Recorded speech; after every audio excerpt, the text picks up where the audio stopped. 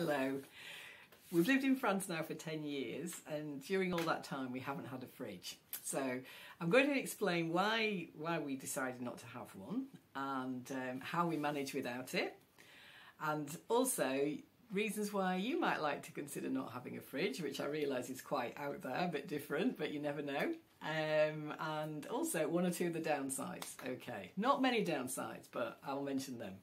So why do we decide not to have one? Well, initially we didn't have enough power. We had 2 little solar panels and it wasn't enough to power the fridge and do other things we wanted to do.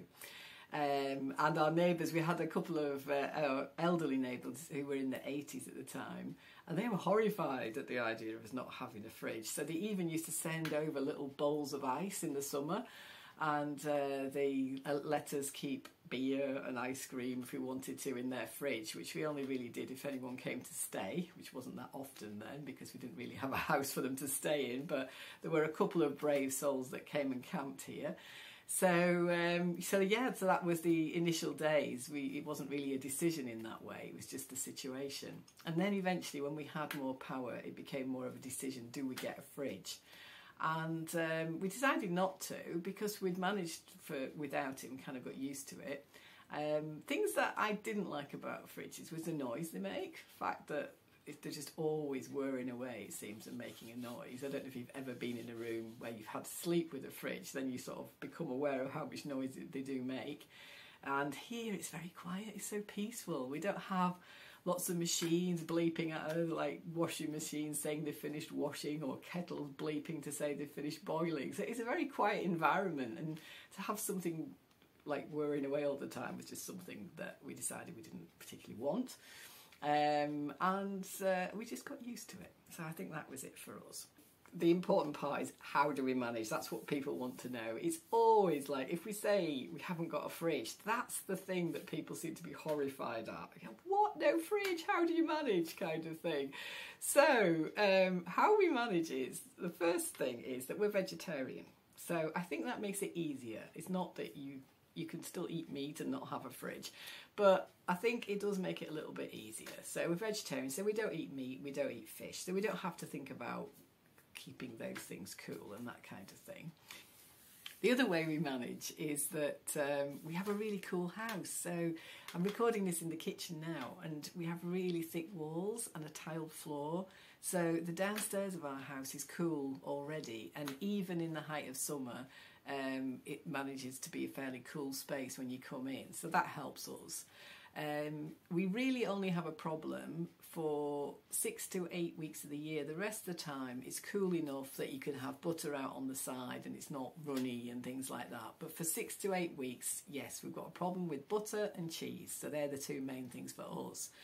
And what we do and how we manage is we just buy them little and often. So, you know, we can't have a couple of packs of butter. We have the pack we're using and we use it. We buy smaller amounts of cheese and use them.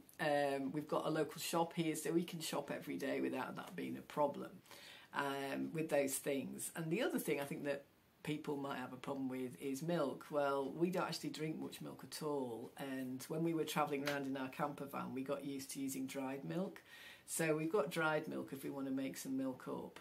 And but for us, milk's not really a big issue, but I can see it could be for some people. But like I say, we used to drink it and we managed with dried milk. We like cream in coffee, and so we can get little cartons of cream here that once they're open, they seem to be fine for 2 or 3 days. There's many things the other thing is, there's many things that just don't need to be refrigerated that we're sort of told you've got to keep in the fridge, or people have got the idea they keep them in their fridges. But there's a lot of things that don't need to be refrigerated. So yogurts will keep for weeks not in the fridge. We've had yogurts way past their sell-by date and are absolutely fine. Lots of ketchup, we have it on the shelf, no problem at all. Jams and things, we tend to just open a jar of jam and use that jar, you know, and that's it. So we sort of keep an eye on it, but they do actually keep for ages without any problem also. So a lot of the jars and things that fridges get full of, they're absolutely fine on the shelf. It's being sensible, really, like all things. It's getting back to what people used to do before, best before dates and sell-by dates, and it's just looking at it, sniffing it. Does it look all right? Does it smell all right? Does it taste okay? It's you know, it's not complicated, to be honest. So that's what we do. You can preserve foods, of course. There's lots of other ways of preserving food. We don't tend to do much of that because there's just the two of us, and we manage quite well just using things as we go along.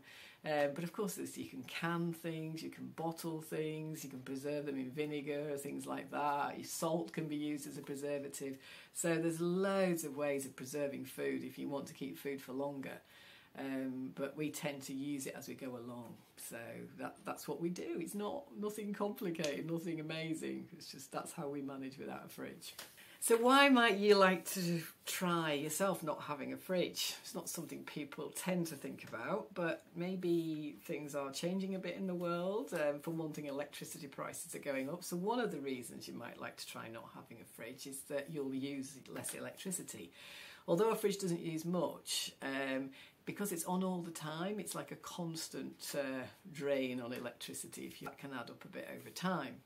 So you could save money. I would say that a lot of foods have more flavour. When you stop having a fridge, at first it might seem a bit strange, or if you don't keep certain things refrigerated. But vegetables, things like tomatoes, salads, they have so much more flavour, I think, if they're not cold. Yogurts, all those things to me taste better. So you might find that you notice that a bit more flavour in food. I think possibly you could have less waste. We don't waste anything. None of our food is wasted. We eat everything. The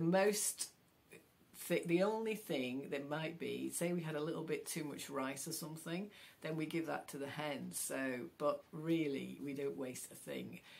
Things get composted as well. All our vegetable scraps and things like that get composted.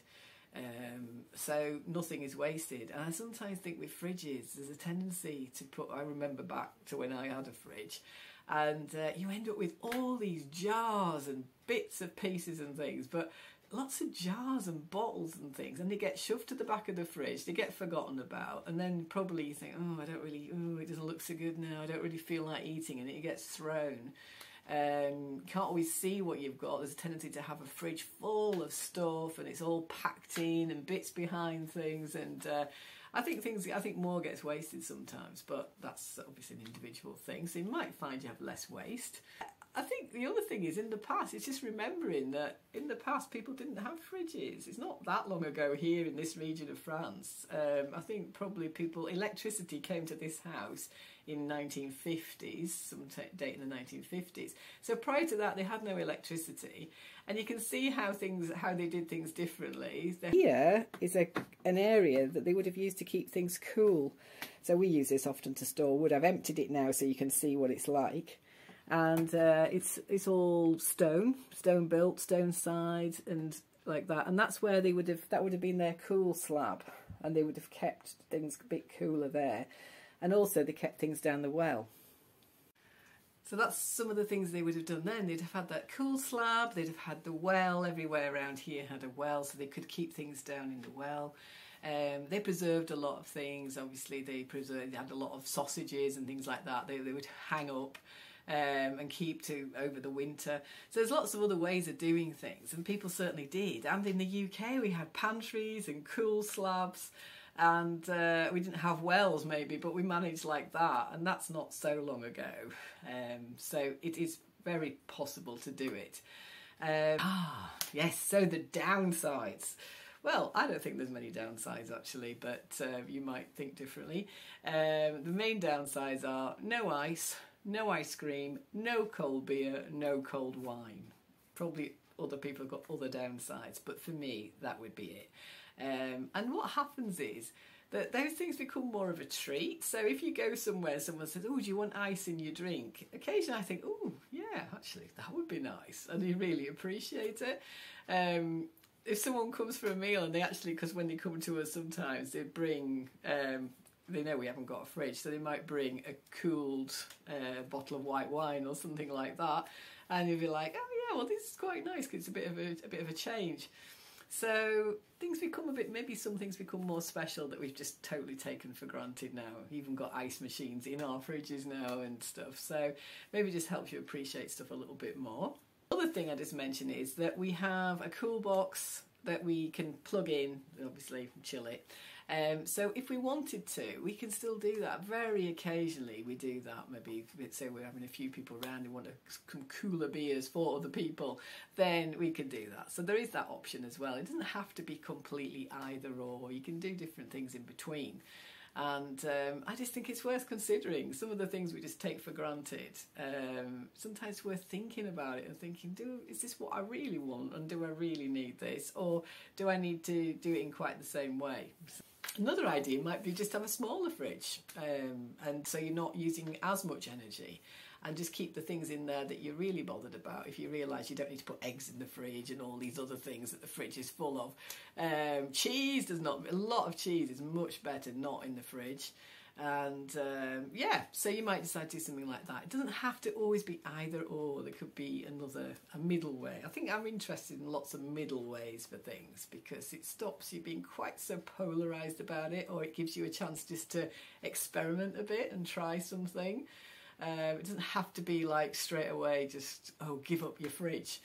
Anyway, yeah, so that's what we do, and we're happy with that. And yeah, just thought I'd share how we manage without a fridge, because it's a question that people most often ask me. So there's other videos here. If you want to look at more of life in Aveyron, living in France, then check them out. Okay, thank you. And if you like these videos, hit the like button and subscribe below. It's much appreciated. Thanks. Bye.